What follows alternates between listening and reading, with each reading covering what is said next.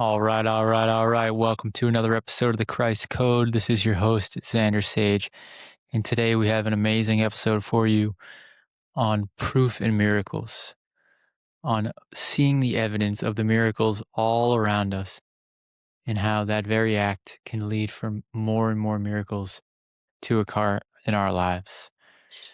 It's very often that we're blessed by God, that we're blessed by synchronicity, magic, and occurrences that are far outside of what the logical mind could produce about what a step-by-step thinking process might lead towards.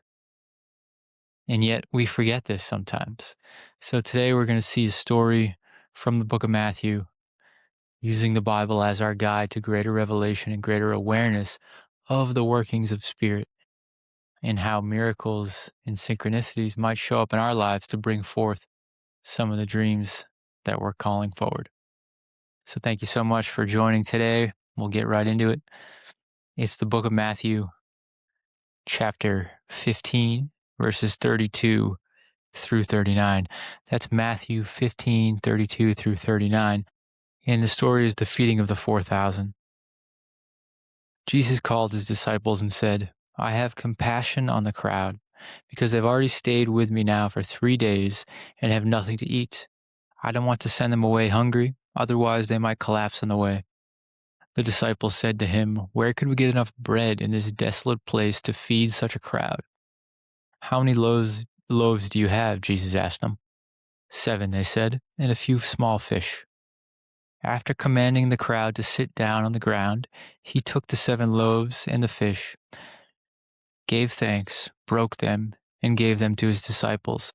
The disciples gave them to the crowds, and they all ate and were satisfied. They collected the leftover pieces, 7 large baskets full. Now there were 4,000 men who had eaten, besides women and children. After dismissing the crowds, he got into the boat and went into the region of Magadan. Amen. The word of the Lord. So here it's the feeding of the 4,000. And a few days ago, I actually made a video on the feeding of the 5,000. So I'm taking a little bit of a different spin on it today, because what we see here is a similar situation where there's a large crowd watching Jesus preach, watching a sermon, and they're getting hungry after a few hours of hearing him. And yet the disciples don't really remember what happened a couple days ago. They say, "Where could we get enough bread in this desolate place to find such a crowd, to feed such a crowd?" And just a couple days ago, Jesus fed 5,000 people with a few loaves and a few fishes. So a miracle had already occurred right in front of their very eyes. And a few days later, a few weeks later, they're looking for the same miracle, but they forget what had happened in the past, even though it happened in their presence. And we do this all the time in our lives, where things just kind of work out. When things are truly aligned, when they're right for us, when God has set a path forth for us, things happen in ways we could never predict. The energy flows, synchronicities align, the right people come into play at the right time, things open up, money appears, job offers occur, business deals get made, true blessings materialize in such a wonderful and miraculous way. And if we were to try to plan that with our mind, it would seem absurd. I don't know the people who are needed in order for me to do X, Y, and Z. I don't have the money for that. I don't know that I don't have the proper resources or connections. I'm not even sure where to start. But if it's right for you, you don't need to know.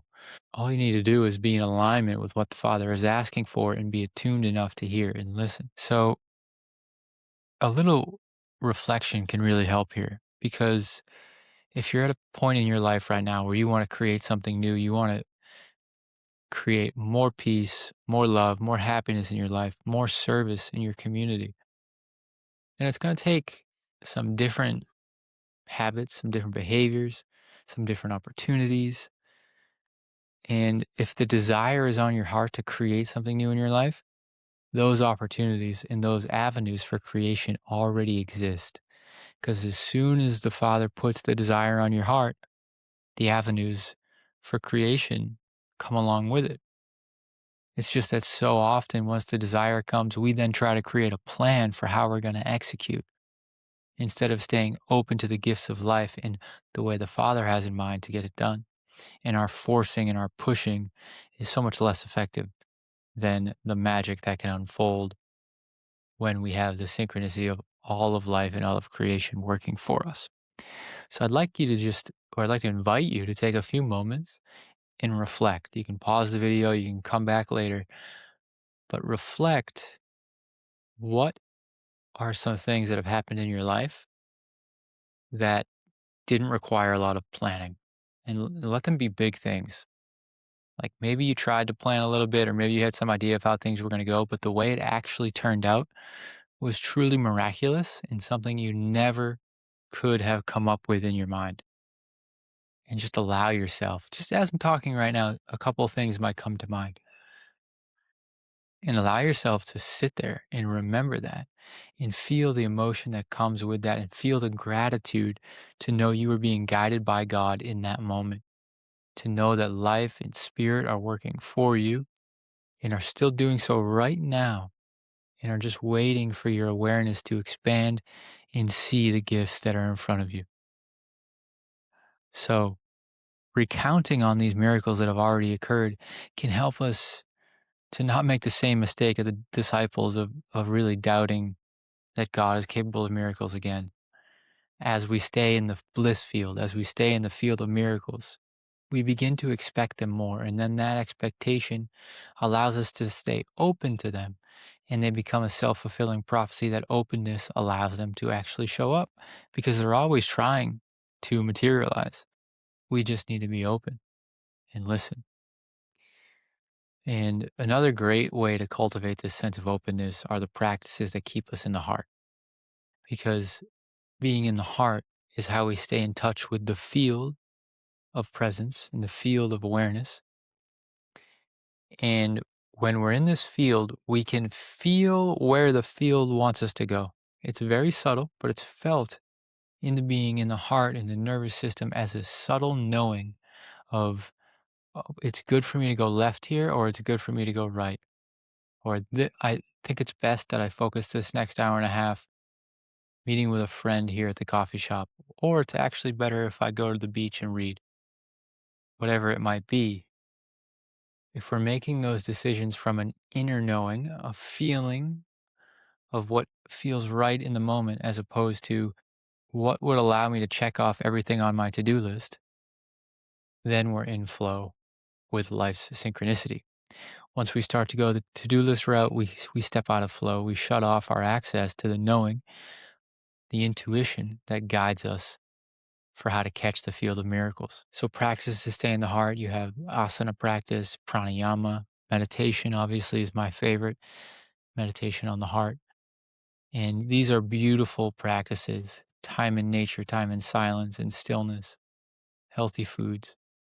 We know these practices, we love these practices, but it's just a reminder of the importance of them. So you may stay open to the field of miracles, so you may manifest the changes, the love, the peace, the happiness, and the service in your life that you're calling forth. So thank you so much for listening today. May you stay connected to the bliss field. May you stay open to miracles. And may you let in the love and the guidance of God into your life and allow His revelation, His teaching, His wisdom to make your life a miraculous work of art. Thank you so much for being here. Thank you for your time and your attention. May you have a wonderful day. Ciao, ciao.